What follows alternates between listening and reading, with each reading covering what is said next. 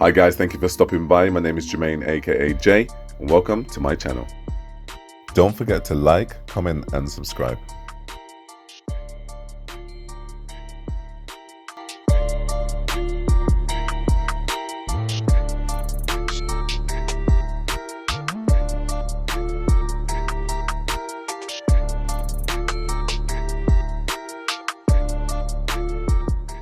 Hello, welcome to another episode of Jay's Big Chat. Joining me today to discuss the big topic that is parenting, we've got Stef. Hi, Stef. Hi. We've got Marvyn. Hello. Romario, Jacquie, and Sal. Yeah. Sal will be joining us as a special guest today. Thank you for joining me for this chat. No problem. Who likes a good chat? Love a good show. You love a good chat? Yeah? Don't we all? Yeah? We're all going to have a good chat today. This topic for me, I think, is one that is quite interesting because, of course, we all have different opinions when it comes to parenting and how to parent and how we were, parented. So I guess we can dive straight in. And if I ask the question, what are some of the good qualities that makes a parent? Based on your own sort of... Patience for me makes a good parent. Yeah? Patience. So... Along with all the love and care and all that. But for you, patience? Patience, yeah.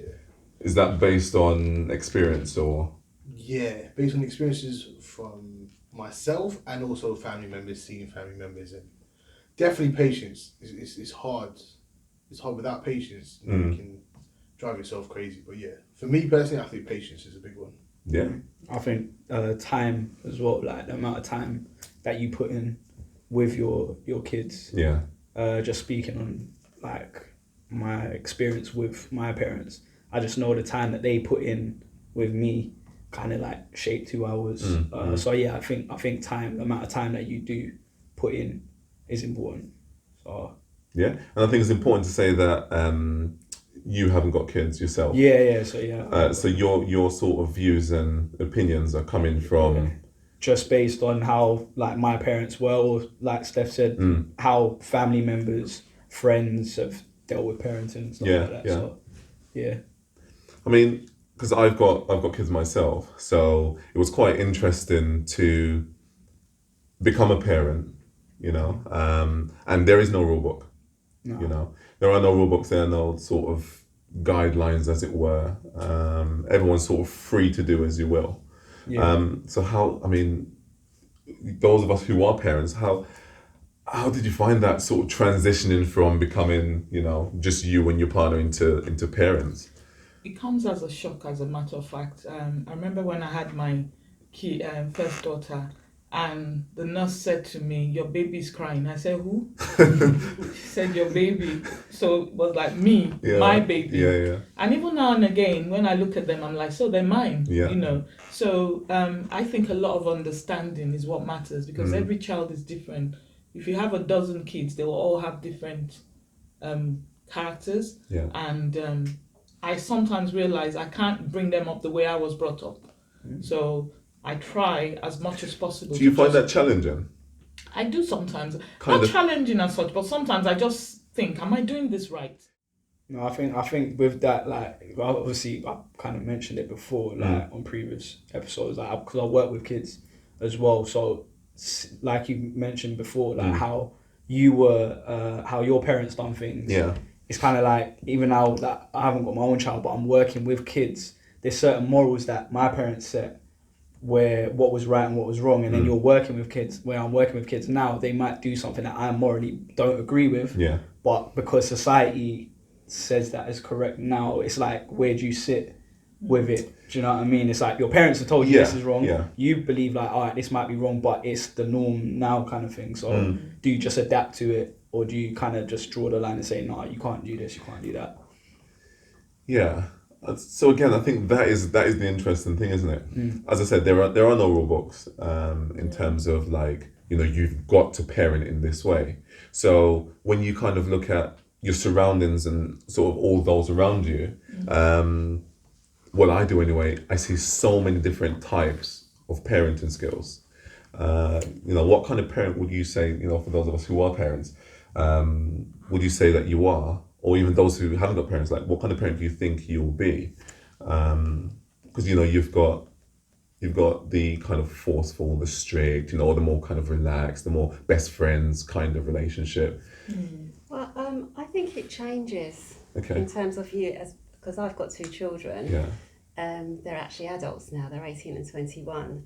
So I've gone through the whole kind of process of having little children and now adults. Yeah. And in terms of you as a parent, I think you change and adapt your parenting style as time goes on, as they grow up. Because you can be quite strict when they're little, but then as time goes on, they start to become their own, and you have to let them go. And with that letting go process, you have to change as a parent, because if you keep trying to hold on to your normal, how you would normally respond, then you're stifling that child's growth. So you have to adapt as time goes on. And I think, because kind of looking back at my childhood, my parents were the same pretty much throughout, you know. Okay. Yeah, as I grew into an adult, they were pretty much the same, and it's not really helpful. You have to kind of see the stages that your children are going through, and as painful as it is as a parent, and it is painful, and it's quite scary as well, and it does draw on the heartstrings a lot, because you've got to watch your children make mistakes. You have to watch that process, and it's very, very painful as a parent, but you do need to change with it for them to allow them to grow up and become their own person. So is there truth behind, as you mentioned, sort of mistakes? Is there, truth behind, you can kind of foresee things happening? Like, for instance, directions with your kids are going in, and you can kind of go, well, I know they're going to go down this direction. I know what the end result's going to be. But do you feel like most of us have been in that place where you've been told by your parents something, but you do it anyway, and face the consequences, as opposed, and then after you might say, I should have listened to my mum, I should listen to my dad. It's very sad, but you do. As a parent, you can see what's going on. You've got, as a parent, you've got the benefit of hindsight. Whether you're a young parent or an older parent, it doesn't matter. You've always got the benefit of hindsight. So you can see the decisions that your child is making, the friendship groups that they're making, all of those different scenarios, you can see it. And sometimes you can see the car crash in slow motion, but sadly, you can't take the wheel. Sometimes you can, and sometimes you can't, and that's what it is when you're a parent. Just a question with that then, like, you know how you said about like letting go, what like age would you say kind of you or experience told you to like let go? Like, what age with your children do you say like, all right, they're men now or they're women now, it's time that I took more of a backseat? I think it's not really age, actually. It's really interesting, because it's not really age, because children develop in their own way, and I've got a girl and a boy. So my daughter, for example, I mean, she's 2 years older, but she was always what you might call a mature sort of person, from a young age. And my son was not so mature, for example, at the age of 13, so there's big differences in their level, their own personal levels of maturity, because their brains are developing at slightly different rates. So it's quite, it's difficult to put an age on that, actually. So it's more of a gauge. You kind of, your child, after a while, your child, what they're capable of, what you can kind of get away with, and what the kind of fears around them not letting them do things is because you kind of sense that maybe you don't think they're ready for it just yet. But whereas in other cases you might think actually you're good to go. I mean, my daughter, for example, she's been going on holidays with friends and stuff since she was 18, she's 21 now. I don't have a problem. I've never had a problem with it, because she's always been on holidays with me, and I know she can look after herself, and I know she's got a sensible, she was always sensible like that, and she could think really clearly if she's in problems and dangers. Whereas with my son, to go on holiday with his friends is like, do you know what I mean? It's like, oh, I don't know, organisation, you know, going to the airport at the wrong date, wrong time, you know, it's very different, you know, and you've got to work with it, you know. Yeah. That's funny. Yeah, I agree with Jackie on that because my kids are not so much far apart, but they're much younger. And I've found, I don't know if it's a girl thing, girls seem to pick up and do a lot more than boys. So my daughter, I've given her a little bit more freedom with guidelines than I would my son. Okay. He might come back and say, Mom, it's not fair. But he knows that I always tell him, you can't even, you know, your laces, I still have to tell you. He's 13, going on 14, and I keep telling him, can you do your laces back up? And I'm, you know, so I can't let you do what she can do because there's just less than 2 years between them. Yeah. But, you know, he always feels, what's it? But I think she can handle a lot more than him. And so when do I let him go? I don't know. When I feel that I'm he's ready. But yeah. every now and again, I step back and step back and step back just so that, you know, they know there's that freedom. Yeah. So, because I don't know, God knows, we won't be there all the time. Yeah, of course. So just in case, God forbid, Yeah. we're not there, I want them to be independent and be able to live a very comfortable life and make decisions without peer pressure or any other kind of pressure. Yeah. So you guys, you gonna say No, something? I was just going to add to the point where it was, for example, my mum told me on my 18th birthday, it literally was like, after you blow out the candles, like, you're now old enough, ugly enough to take care of yourself, don't be expecting money or whatnot. You know, Wow. sort of things that you got to fend for yourself. I now, think as boys, it's like once you get to 18, it's like you're now a Did man. you get, okay, you got that. How did you handle that one? Alright, can I drink now? Yeah? Yeah. Did you ever ask for money again? No, I haven't actually ever since. No. Really? Yeah. Wow. So, but she made sure she raised me right so that I wouldn't have to go and do that. Yeah. I knew how to take care of myself. Now you're a working man and all the rest of it. You know. Yeah? Bringing on the bacon. Yeah. No, to that point though, like, I was gonna ask you guys as parents, like, do you think it is a stereotype that, like, we believe girls mature quicker than boys, or do you actually believe that is true? Do you believe girls mature like, a lot quicker than boys? I personally think so. You do? Yeah. Just watching them from primary school up into secondary school, I would notice the girls in secondary school, in primary school, and I look at the boys, they still looked, you know. Yeah. Obviously, they will shoot up again at some point and catch up with each other.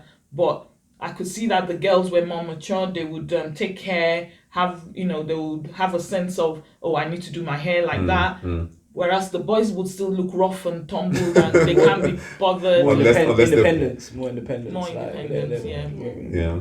So I don't know. Yeah, I think girls they're more matured. Yeah. They mature more quickly. I would agree, actually. You would agree? Yeah, just generally, and also by personal experience of having a girl and a boy. Okay, so you've got a sister. Yeah. Like, what's the age difference between the two of you? 3 years. Okay. Yeah, And would you say at her age you were as mature as she is? No. No, okay. No, I think it's that's what I was gonna ask you guys again as well, like, to speak on that point is, I don't know if that's down to parenting, as in, like, often the woman's looked at as the one that nurtures and the one that looks after. So I don't know if they kind of like look to install that more in my sister because she is a young woman, rather than kind of like, I think the boys just kind of like, all right, you're, like you said, Marvyn, like, you're 18, you're a man. Yeah. Whereas like the young woman in the household is always like, when like our culture anyway, is like, all right, you're gonna be the one to nurture. Yeah. So we're gonna like install that into you. Yeah. So in terms of that, yeah, and I think she is more independent. She's just a lot more independent than I am, and even now, I think just a lot more independent. Do you feel like culture has something to do with, you know, the way in which parenting is done? Yeah, 100%. I think 100%. For Caribbean descent, culture, it was a lot more strict, but it was very, I don't know, I don't know. It was very strict, but also very lenient at times. But it was one way. One way. There was no room for discussion. There was no room to negotiate anything. You know, you were lenient enough to on some things, but it was very one way or the highway sort of thing. So you know, for myself growing up, it was definitely just it was once spoken to, that was it. Yeah. That was it. Would you agree? I think so as well. Culture plays a big part. So, for example, I would joke with the kids, play with them, but the day or one time I remember my son going, "Don't be silly, mom." I'm like, eh? Who?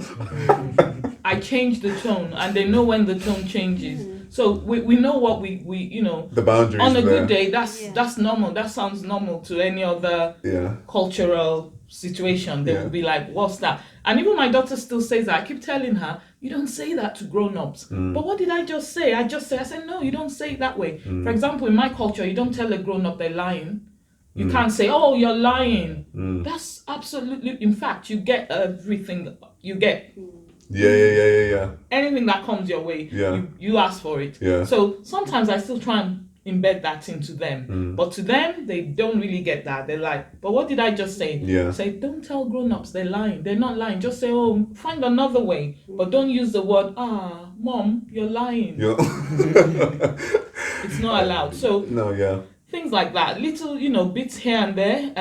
It's just, again, it's from my own upbringing. Of course. And But it will rub off on them. so do you think that you're a different parent to your parents? Do you think you parent differently? I think yes, because my parents were more strict. Okay. What they get away with, I would not dare. So I this time. I wonder, guys, right? So because just going across the board and listening to what you guys are saying in terms of that word strict and lenient and do we believe that is something to do with generations? Because the older generation, would it be fair to say that they were more strict, and as generations are going down, then it's becoming sort of a little bit more on the slack side? I think what it is society's changing. You see, as a whole, you have all these policies out now, like for example, I don't know, like no smacking and stuff like that. Yeah. So, being a Caribbean heritage, I was brought up being smacked, for example. That was normal for me. Yeah. It was normal. Yeah. It was normal for me. I grew up in that environment. But then as time goes on, obviously different laws come in, sort of case laws as well, and then they get written into law. And I think that we are more restricted, I think, in what we can do as parents. There are things that goes against us as parents. Children can take you to court. Yeah. It's a lot more challenging going on. It's a lot more challenging. So I don't know I think that's got a part to play in it, but there could also be other factors playing into that as well. For example, you might be kicking back at your own parenting style. So kind of going back to your question about if you parent differently, I think I'm 99% different. Really? In terms of bringing up my children to how I was brought up.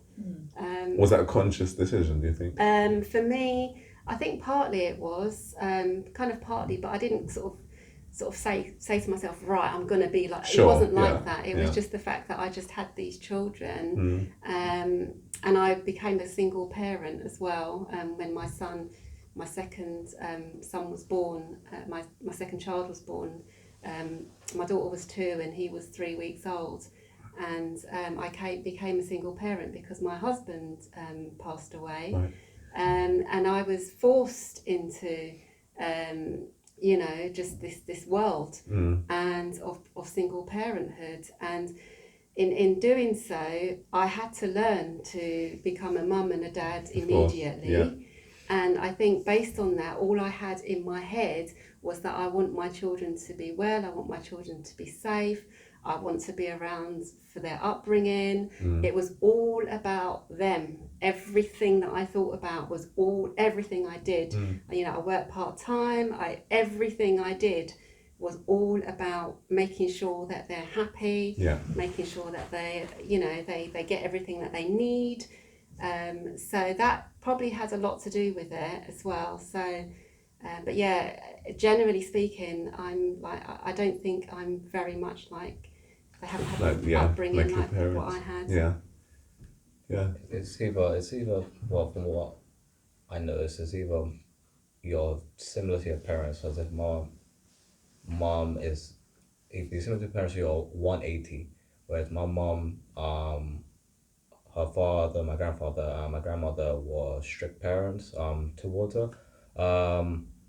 As in, her older brother got kicked out, I think, at the age of 17 because he thought this big man tried to have a fight with my grandfather, didn't too well for him, and he got kicked out. So, but as in, my mom would never go to those extremes. She would still give you the kiss smack if you cross the line, of course. Yeah. But she would never go to the extreme of like kicking you out right. or anything. She was put you on punishment. She would anything. She would do anything other than take to that extreme. those lengths. Just to speak on that, being it like obviously how you're different to your parents and being less strict, like we said, like now the parents now. Do you think that we now, parents of this generation now, understand their children a little bit better?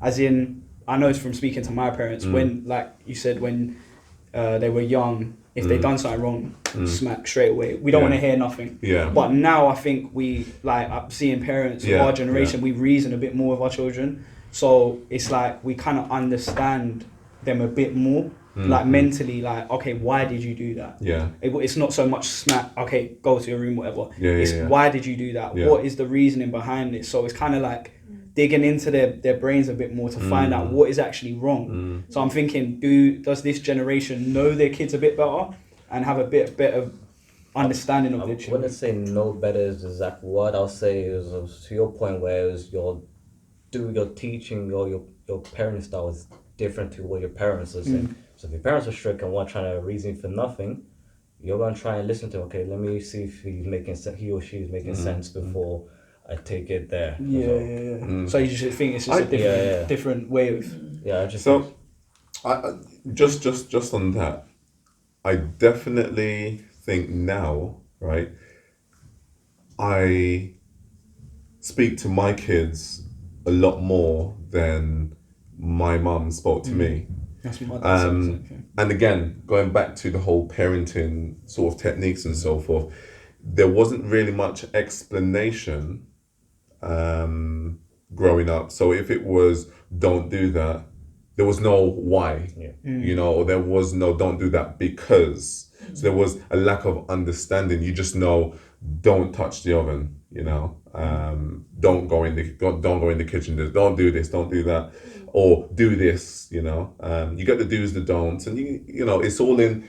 They have your best interest in heart, but the understanding I think was lacking in my generation. And speaking to people of my age as well, has been that case. Whereas if I am disciplining my children in whatever way I choose to do so, I make sure they understand what they've done wrong, you know, so they've got that understanding. So it's like, you know, if I say don't do that, or if I say do this, I'm like, listen, the reason why I told you not to do that was because this and this is going to have a look, see, it's happened, or and so forth.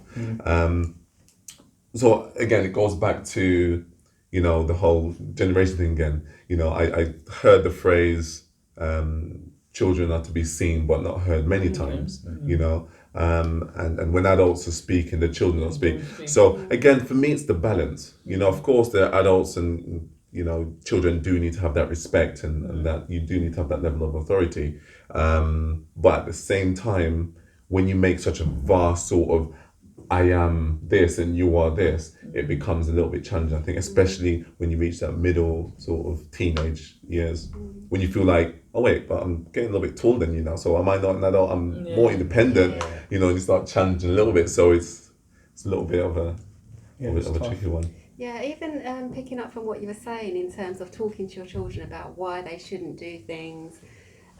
you may not always get that a favourable response back from your children. You know, they may still kick off. They may still rebel against you. You know, they may still have a bad attitude towards you, and all of those things will still happen. That will happen. But one of the things that I realise is that is a really good thing to do as a parent, because what eventually happens is, as the child grows older, all those things that you said that you thought they weren't listening to because they were kicking off, really that then becomes their internal voice.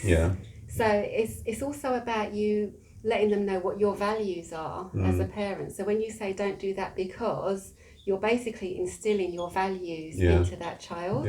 So they may kick off and all the rest of it at the time. But you know. But eventually, as they grow older, that actually becomes their internal voice, and that becomes their value system. So it's always a good thing to explain sort of why.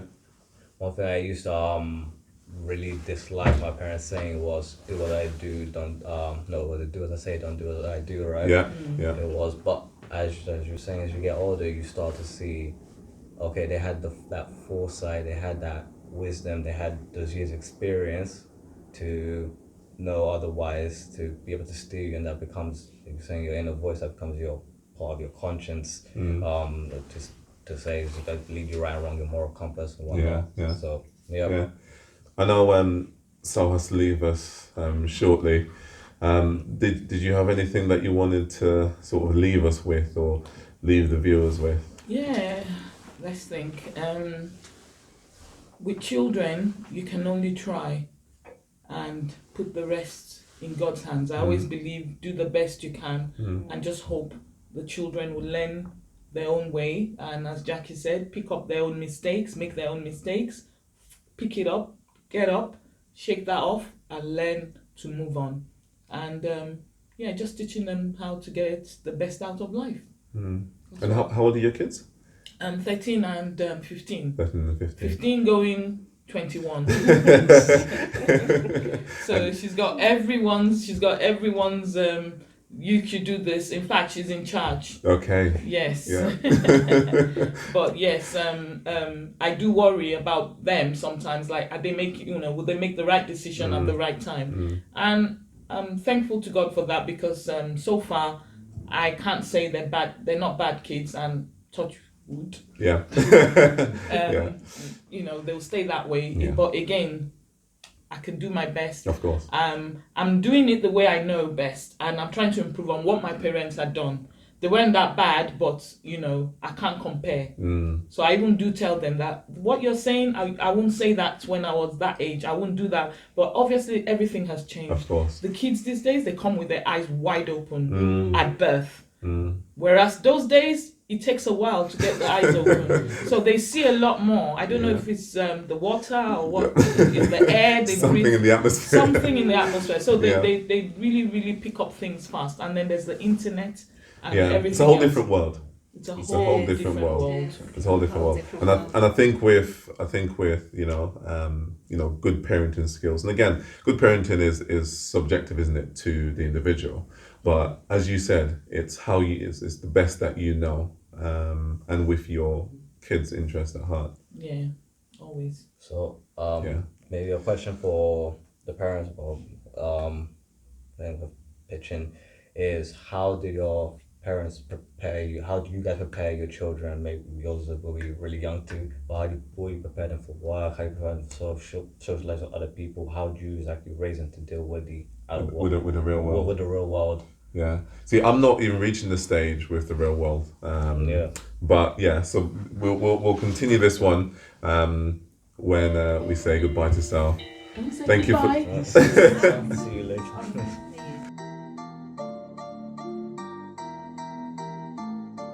I feel like I can give them something, and I can try to find that balance with my child if I was to have a child now. So definitely, My parents similar to yours. I'm the older brother of about 5 siblings, and in my culture, it's always the oldest is basically the middle is the second parent. When the parents are not around, you look after your siblings, you make sure they're fit. Yeah, exactly.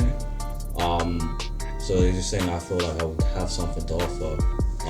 But doing all of that, it's like I'll require a small break before I jump in. So you feel like you've been a parent already with your siblings. Exactly. Let me get a small break. Yeah. Before I do it again. Before you do it again.